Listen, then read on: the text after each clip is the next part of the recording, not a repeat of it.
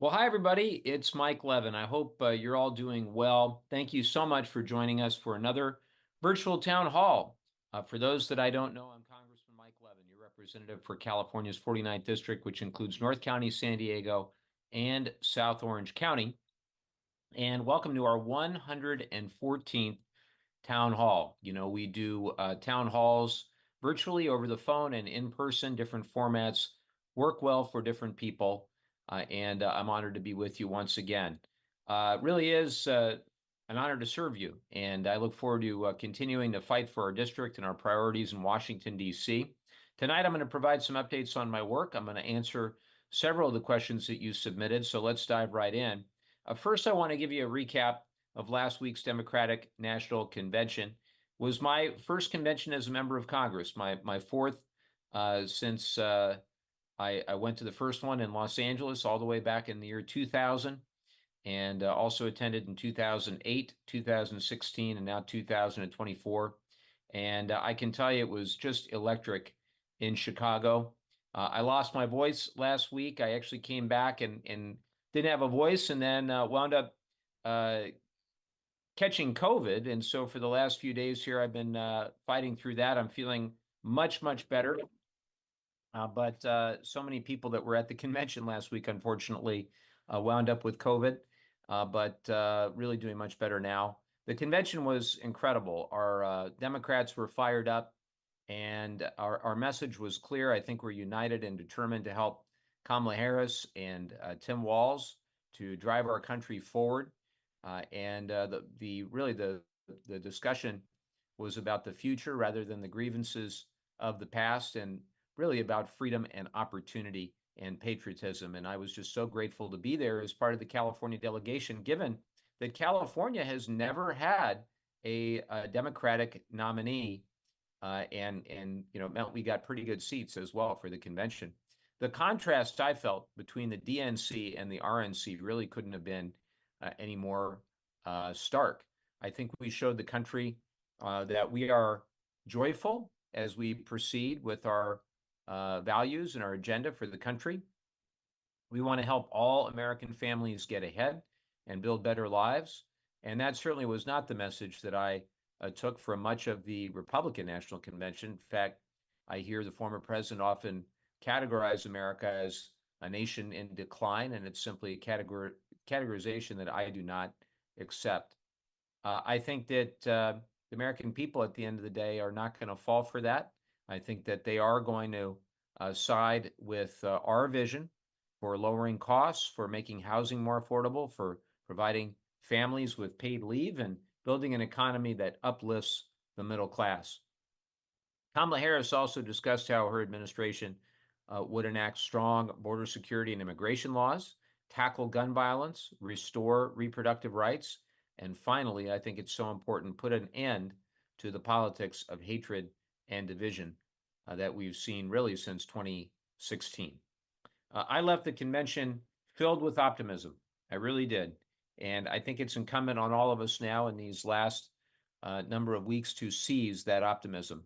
So I'm going to do everything I can personally, and I hope you'll join me, to elect Kamala Harris and Tim Walz as president and vice president. And I'm also going to do everything possible to make sure that we flip the House and that Hakeem Jeffries becomes the next Speaker of the House of Representatives. So critically important. And I hope that together we'll make history. And I hope you'll join me in that effort. The other thing to mention is a major policy win that I announced earlier this month. I think it's going to make a big impact in tackling veteran homelessness all across the United States, certainly in California. There are 33,000 homeless veterans all across the United States, far too many. Roughly 1/3 of them are in California, and just under 1,000 are in San Diego County. And it's completely unacceptable. I have firmly believed, will always believe, that no veteran should go homeless or without enough to eat or a decent job for those who want to work and are able to work. And I'm proud to share something pretty significant, which is that after a number of years of advocacy from myself and from my staff, Housing and Urban Development has now decided that disability, veterans' disability received for service-connected disability, will no longer count as income for purposes of getting a housing voucher. This is critically important for so many veterans. In fact, I've seen cases where housing is built to help disabled veterans, but those very veterans for whom the housing is built are unable to live there because they don't qualify, because their disability income put them over the cap. And the IRS doesn't treat this as income for tax purposes, and now HUD will not treat it as tax purposes for those housing vouchers. So I'm very encouraged by this. I think it'll allow thousands and thousands of low-income veterans and others who are either homeless or on the brink of homeless, who have a service-connected disability, to finally be eligible for those vouchers and those affordable housing programs. It's a big, big deal. And the last thing I want to highlight today is that this month was Social Security's 89th anniversary. Think of that, 89 years since the enactment of Social Security. Social Security Act was signed into law by President Roosevelt on August 14th, 1935. It established the critical program that millions of seniors rely upon to make ends meet. Social Security ensures that seniors can live out their golden years with an important financial resource to pay rent, buy groceries, and fill their prescriptions. But the program, as we know, faces significant financial challenges, and Congress really has the obligation to take action to protect Social Security and ensure that benefits keep up with the cost of living.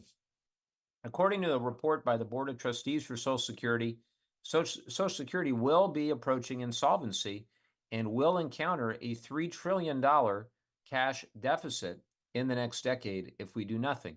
And that's unacceptable. It raises alarms. It makes clear that we need bipartisan congressional action to ensure Social Security's viability. The problem is that some extremist members of Congress want to cut Social Security. That's their solution, is just cutting Social Security by trillions of dollars, raising the retirement age, privatizing the program. We've heard this song before, and the American people have rejected it in the past. They did it when George W. Bush was president, and they would do it again today. We can't allow it to happen. There are alternate, more responsible ways to address Social Security's challenges. For example, I'm a supporter, and have been for a number of years, of something called Social Security 2100. And that's a bill that would extend the program's solvency by ensuring Americans making more than $400,000 a year pay their fair share into the program. Currently, there's a loophole that lets those who make millions and tens and hundreds of millions of dollars pay nothing on any of that income. The bill would provide an across-the-board benefit increase, in addition to allowing for the solvency of the program for many decades to come. Would provide an across-the-board benefit increase for the first time in more than 50 years. That's incredible. It would provide an improved cost of living adjustment that takes true costs incurred by seniors into account, including a stronger minimum benefit, and it would enact the elimination of taxes for over 12 million Social Security recipients. This bill has support from almost 200 members of Congress, and of course, it is being blocked right now by Republicans who control the House, Mike Johnson and others. The other thing I will say is that we've got to continue to focus on our efforts to ensure that wealthy taxpayers and giant corporations are paying their fair share of taxes. Ultimately, that is how we can get on stronger long-term fiscal footing in the United States. I'm concerned, just like so many others, about the long-term debt and deficit outlook of the United States, but we should not be putting tax breaks for billionaires ahead of the health of things like Social Security for seniors. So I'm going to continue to work with my colleagues from both sides of the aisle to find ways to protect and strengthen Social Security. We've got to do all we can to ensure that this program serves our nation for decades to come. With that, let me turn to your questions, and we received many of them this month. And I will begin with David in Dana Point. David says, I know you were at the DNC this past week. What was the high point for you? Well, there were a lot of high points. I can tell you that the first day, unfortunately, my flight got canceled, my original flight, so I didn't get in until pretty late on Monday night. I watched it on the plane going there, but Tuesday, Wednesday, and Thursday nights I was there as part of the California delegation. I tell you, They sat us right up front, and it was really quite something. And I thought so many of the speeches were outstanding. Both Obamas, Michelle and President Obama, I thought both did a tremendous job. And really, Governor Walz and Vice President Harris, they were just fantastic. Both of them, I thought, did a great, great job. And I was so proud of all my House colleagues as well. Everybody from Hakeem Jeffries on down, I think, really made a great showing for the House of Representatives. I don't think there was any prouder moment than seeing the first California Democrat in Kamala Harris be our nominee and make what I thought was a great speech, after which we were bombarded by 100,000 balloons. Never seen so many balloons in my entire life, but it was really quite something, and a remarkable week, reconnecting with so many great folks from our region and from all over the United States in our shared desire to see Kamala Harris and Tim Walz made the next president, vice president of the United States. Next, Don in Oceanside. Don asks, can you tell us what happened to the over $400 million that was secured for TJ River pollution? Well, Don, thank you for that question. I can tell you I've been following this very closely because back in 2020, when we passed the USMCA, US-Mexico-Canada Trade Agreement, I worked very closely. Republicans and Democrats worked on it with Speaker Pelosi and a lot of other folks too. We were able to secure $300 million to deal with the South Bay wastewater treatment plant. Now, you might wonder, why do I care representing North County? Well, the reality is the water quality from the border impacts all of us in greater San Diego, and that includes everyone in my district as well. The water quality in North County is impacted by what happens at the Tijuana River Valley. Also, knowing firsthand the impact this was having on our SEALs and others who are training at Coronado, and even having extended family training down there, knowing what they're going through, some of the negative health consequences of all of that, it was clear that action needed to be taken. The communities down there dramatically impacted along the border, and so we made it a priority. We were able to secure $300 million, and unfortunately, the challenge has been getting through the red tape and the bureaucracy between the IBWC, the EPA, and the Mexican government. But we were able to secure, and I give my friend Scott Peters a great deal of credit in securing an additional over 100 million. Now we need to see the actual construction and the increase in capacity of the South Bay plant begin. And I know it's a design build contract. I've seen estimates that construction could take years and years. And for me, that's wholly unacceptable. The construction should have already begun, in my view, with the money that had been allocated. The money's all still there. Construction needs to begin ASAP, and I'm going to continue to hold IBWC and others to account to make sure they actually get to work and hold those contractors to a high standard of work as well, because again, it impacts our entire region. And it shouldn't take years and years and years to finally come to fruition. Our next question is from Kathy in Encinitas. Kathy says, Congressman, I commend your actions in replenishing the beach sand that has been lost to coastal erosion due to climate change. On a different note, the Tijuana River sewage crisis does not seem to be improving despite all the money being thrown at it. How can we stop the spread? And more importantly, how can we stop this once and for all? Well, I appreciate the mention of the beach sand work. Between Encinitas, Solana Beach, and San Clemente, we've been able to secure about $40 million in federal funds, whether through the bipartisan infrastructure law or through community project funding for those cities to bring about 1.25 million cubic yards of sand on our beaches. And we're just getting started with that. It is a 50-year commitment from the Army Corps of Engineers to come back every 5 years or so for sand replenishment. I obviously wish that the South Bay treatment plant and the challenges and issues going down in South County would have resolved themselves more quickly. It's not for my lack of desire or effort, and for the $300 million that I helped secure all the way back in 2020, it really has been, for me, way too slow for them to award the construction contract. And as I said to the last question, I'll just stay on top of this and work with my colleagues. And I know that there are a lot of good intentions out there, but we need to see results as well. Jeff in Del Mar is next, and he asks, is there money in the Inflation Reduction Act to help cities build out EV charging networks and bike lanes? How would they access that money? Well, Jeff, thank you for the question. Yes, so the IRA that we passed in 2022, excuse me, it has plenty of money in there, along with the bipartisan infrastructure law for EV infrastructure. In fact, there's $384 million over 5 years that Caltrans is allocating to EV charging in California. And I hope a lot of that sees its way down to our district and to our region. The IRA also creates a tax credit for individuals and businesses who want to build out that EV charging infrastructure. If you want to learn more about that, you can go to my website, levin.house.gov, and there's a whole page dedicated to the recent clean energy tax credits, including the one I just mentioned for EV infrastructure. Look, the money for EV charging has not gotten out there as quickly as I would have liked.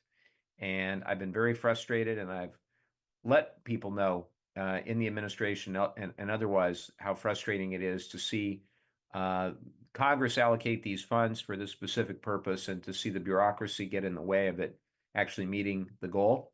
And I've been assured time and again that that money is getting out there and that the state will be distributing it as intended by Congress. The other thing I'll tell you is that the infrastructure law includes funding for transportation alternatives. So yes, there is money in there for things like building bike lanes, and I'm going to continue to work with our cities, obviously, on everything they're trying to do to encourage bike lanes as much as possible. Next is Neil in Carlsbad. Neil says, now that our presidential nominee is confirmed, I wonder, Congressman, if you might now be comfortable sharing your thoughts and vision when you ask President Biden to step down. I commend your boldness on the matter. You were correct in your assessment. Well, I appreciate that, Neil. I can tell you that it was a very difficult situation for all of us in Congress on the Democratic side who have such respect and appreciation for President Biden and his decades of service. And his was a truly selfless act to put his country before party or himself, and to acknowledge the difficulties with his campaign and to pass the torch to Vice President Harris. And it's not something that I did without a significant amount of thought. I can tell you a significant amount of input as well. We had around 1,000 constituents, literally 1,000 constituents that had reached out to me, whether they called me, they texted me, they emailed me.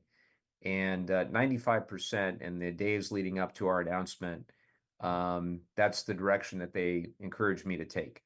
The other thing I will tell you is that the conversation that I personally had with the president was supposed to be an off-the-record, members-only Zoom. And, I tried to be as respectful and professional as I could be, sharing my views with the president that again, over 1,000 of our constituents had reached out. They all had deep appreciation for him as a person and as a president and a public servant. They felt the absolute necessity of defeating Donald Trump in the election, and they felt that a new leader was most equipped to do that. And I conveyed that to the president in what I thought was a confidential setting. And then as soon as I got off that Zoom, 10 minutes later, the reporters were asking me to confirm what I had just said.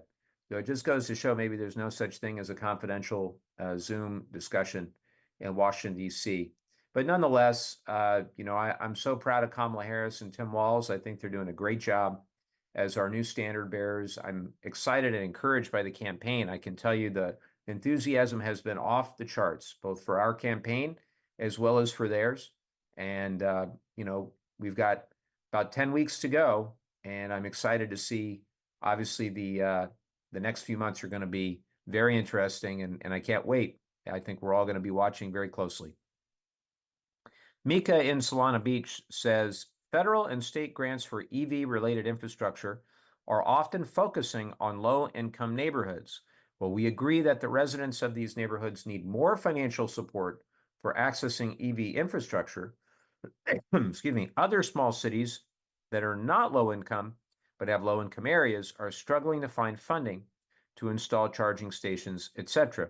These small cities are not eligible for many grants because of their overall resources. What funding support can these cities get? Excuse me. Well, Mika, I agree with you. I think we need to be getting funding for both low-income neighborhoods and other small cities as well. And a lot of the bipartisan infrastructure law, infrastructure funds, as you have mentioned, that is being divvied up by the state. I want to help with any city, any community in our district that wants to install that infrastructure. Every year, I request funding directly from the federal budget to go to community projects. And those are public projects in our cities where each of our cities has the opportunity to give me their top priorities. And then we work with them to figure out what has the best chance of making it across the finish line. I'm so proud of my team for working with our 10 great cities, and I'm so proud of those cities for identifying those projects and getting them across the finish line. And a lot of these have actually gone to zero emission transportation in North County, thinking about our partnership with the North County Transit District to secure funding for, I think around 30 zero emission buses running on hydrogen fuel cell electric buses, and also the infrastructure to provide support for those buses. That's just one example of the way that we're able to leverage those federal funds for local zero emission transportation. But I'll help any other city or local agency that is interested, and we have discussions with them all the time. Next is Kathy from Solana Beach. She asks, what are your top 2 talking points to use when talking to voters in Del Mar, Solana Beach, and Encinitas? Well, I think first, thank you for the question, Kathy. I'd love for the folks in those cities to know some of the local investments we've been able to secure for their communities. I think we mentioned the money for sand in Solana Beach and Encinitas. That's around $30 million for about a little over 1 million cubic yards of sand. Wider beaches are looking great, incredible resource for our community, and I think will boost our local economy and tourism quite a bit. I think second, I would love for everyone to know what I have tried to do and will continue to do to advocate for reproductive rights at a time when Donald Trump put in 3 Supreme Court justices that undermined Roe versus Wade after 50 years. Absolutely awful what happened with Barrett and Gorsuch, when Kavanaugh and Barrett and Gorsuch were added to the court, seeing this now extreme majority undermine decades and decades of precedent on reproductive rights has been awful. And look, I know that despite what Donald Trump might say from day to day, if given the opportunity, Mike Johnson and the hard right Republicans will do all they can to enact a nationwide abortion ban and to prohibit things like contraception, to at least to limit the ability to get contraception, and also things like in vitro fertilization. Again, despite what Donald Trump might say day to day, forgive me if I don't trust the guy after we've seen 7 or 8 years of what he's actually done in office, which is to proudly take credit for banning Roe versus Wade. The alternative is I'll stand up for reproductive freedom. And we got to get the Women's Health Protection Act signed into law that'll actually codify Roe versus Wade. We've got to stand up and provide a right to contraception and a right to IVF. And I've co-sponsored bills that would do all of the above. Tim in San Juan Capistrano is next. Tim says, a lot of older people are losing their homes or apartments or are homeless because Social Security is not enough. What can we do to stop this from happening to our seniors? Well, first of all, Tim, I absolutely agree that we've got a problem with the cost of housing. We've got to get more affordable housing built. The difference is that I think Kamala Harris and Tim Walz and many of us, we've been working on this for some time, and we have a plan to do it. I know Vice President Harris has said that she will build 3 million new housing units. I've co-sponsored legislation that will dramatically improve tax policy to help get that done. And I've co-sponsored a bill to make the largest ever federal investment in affordable housing production in the history of our country. And the other thing we're trying to do in parallel to building more housing is bring down costs and also to fight and advocate for Social Security, bring down healthcare costs, bring down the costs of gasoline, groceries, and the rest. But Social Security itself needs to be protected and strengthened. And that goes back to that Social Security 2100 bill that I mentioned, where if we just have folks at the top pay their fair share, we can strengthen that program for decades to come.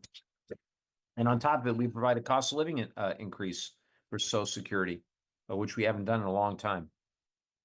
Donna in Vista says, Kamala has stated her objectives when she wins. If we win back the House, what are the top 3 things you want passed for the district?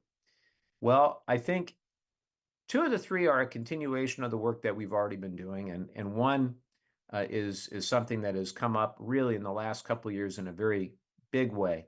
So first is making sure we continue to get the progress necessary to get the waste at San Onofre off the beach. So critically important to me that we continue to fund the Department of Energy's consent-based siting process. We've come a long way with that. We've gotten about $140 million of federal funding, but there's still more work to do. I won't stop until we get that waste off our coast, and we need to continue the work that we're doing. And we also need to make it less political. I've been really pleased that we've gotten a bipartisan group of people together for a new caucus, the Spent Nuclear Fuel Solutions Caucus. One of the initiatives that we're working on in a bipartisan, bicameral way is to try to take nuclear waste policy out of the hands of political appointees and create an independent agency that would be solely tasked with that responsibility. So the whole nuclear waste situation is number 1. Number 2 would be continuing to deliver the funding to fix our coastal rail corridor. We're really just getting started on this. Both OCTA and SANDAG are really in the preliminary steps of figuring out the right path forward for the long term. But because of the bipartisan infrastructure law, we have a real great opportunity to deliver historic funding for both San Diego and Orange County. And I'm completely dedicated to doing that as part of the community process. I've always said we need sand, we need stabilization along the rail corridor, and we need stakeholder engagement. And I've helped to fund all 3, even funding some of the long-term studies that are now underway. The third thing I would say, something that's near and dear to me and so many others, and that's insurance costs, and specifically home insurance is through the roof. And I'm working on a bill with Adam Schiff, who hopefully will be able to carry the bill forward as our new United States Senator, called the Insure Act, which would create a reinsurance program for areas like ours that suffer high wildfire risk, would require coverage and would hopefully lower premiums for folks who are really struggling, as I know we are in our district. And I can tell you that I hear you loud and clear from all the constituents out there who are dealing with these insurance companies. I'm extremely frustrated with the state, and I've made that frustration known as it pertains to the insurance issues. And we're going to do everything we can at the federal level while pushing the state to do a better job too. There are many other things. Those are the first 3 that came to mind. Ryan in Laguna Niguel, your website states that you brought in excess of $900 million to the community in this district. Can you tell us which projects in each county have begun and are expected to begin by the end of the year? That is really a great question, Ryan. So what I would encourage folks to do is you can go to mikelevin.org. We have that interactive map. You can click on your city and you can see the different projects in your city, how much they were funded, and a rough outline of what those projects entail. In terms of phases of completion, I can tell you that some of them are completed. Excuse me. For example, in Orange County, there's something called the OKAYAK project, the Intelligence Assessment Center, and that was to acquire a building, a 120,000 square foot office building for the OC sheriff to use, and that is done. that has been completed. So I'm excited about that. In San Diego County, I think those in Leucadia are seeing the work on the streetscape project, and so they know that that is ongoing. We were able to secure $4 million for that to help with the drainage on Highway 101. There are lots of other projects, but project by project, I think if you go to your local neighborhood, and you can also search on the city websites or the county websites as well and see the status of those, or the transit agencies. OCTA and Sandag have a lot of good information, as does NCTD. Becca in Encinitas asks, Vice President Harris mentioned the ongoing negotiations to release the remaining hostages and obtain a ceasefire in Gaza. Do you have information regarding the status and if it is on track to happen before the elections? Well, my understanding, I wish it would have already happened, but the negotiations are ongoing. It's obviously a heartbreaking situation all around. I read the reports daily, and I want to see those hostages released immediately, and I want to see a ceasefire in place. Obviously that will be part of that deal, and I'm hoping and praying for that every single day. I know that the president and his team are working hard to save lives, and it's a absolute tragedy, and my heart breaks for everyone involved in the region. Scott in San Clemente says, can you provide information and an update on the radioactive leak during transportation of the nuclear waste from San Onofre that was reported recently? There's also talk about building more nuclear power plants. Wouldn't wind and solar be safer options? Well, I was very concerned about this, Scott. I can tell you that I read these reports. I read an update on it today, as a matter of fact, and I think Edison has to ensure that the parts they're shipping from San Onofre to other sites are leak-proof, and that doesn't mean that they get it right 99% of the time. They got to get it right every single time. And so what happened is the NRC, they came out with level 4 violations. I was sent that report of the incident, and level 4, so means that the safety risk was relatively low. But I'm still taking this very seriously, and I know that Edison is too, from the comments that I saw reported today. I can tell you the other thing, I have called repeatedly for more safety and oversight, not only at San Onofre, but across the country at nuclear facilities, and the NRC and the nuclear industry have been very resistant to that. But I will keep at it. I will keep calling for additional safety and for additional inspections. With regard to more nuclear, that's something that we're not going to see in California, and I don't support that in California. The conventional plants anyway. I don't think that there's a place for additional fission plants, the likes of which we've had in California. I think our earthquake risk, I think our coastal environment, I just think make it a bad fit for us. I can tell you that I do agree completely with the need for more wind and solar, and I have legislation with Representative Sean Casten, that would dramatically improve our transmission and distribution systems so that we could support a lot more of the renewable electricity that we're going to need for electrification and decarbonization. I think we all know that we're going to need dramatically more electricity if we're going to electrify everything, and we need the backbone, the energy backbone. That means more distribution, more transmission, and it can't be easier to build a multi-state transmission line than it is to build, or it can't be more difficult, I should say, to build a multi-state transmission line than it is to build a multi-state oil or gas pipeline. And all we're trying to do with our bills is put those things on a level playing field. And so I'm going to keep it up. And we're not going to stop until that one is across the finish line. Gene in Carlsbad asks, one thing driving up housing costs is big financial groups buying up homes as investments. That only drives prices higher instead of lower, not allowing the middle class to get a foot in the door. Can this practice be controlled or regulated? Housing is such an important issue. Well, Gene, I agree with you. And I've spoken with a number of constituents Probably most important being my wife about this. My wife knows a lot about real estate and housing. And the problem is when hedge funds, whether it's Blackstone or any of these big hedge funds, when they buy up scores of houses, in some cases they're doing a good job. In some cases they're not doing a very good job. They're not doing enough of a good job with maintaining these houses. They're driving up the rents. They're undermining the character of neighborhoods. They're forcing longtime single-family homeowners out. None of this is a good thing. And so I think we need to do all we can to discourage the hedge funds from buying up entire neighborhoods.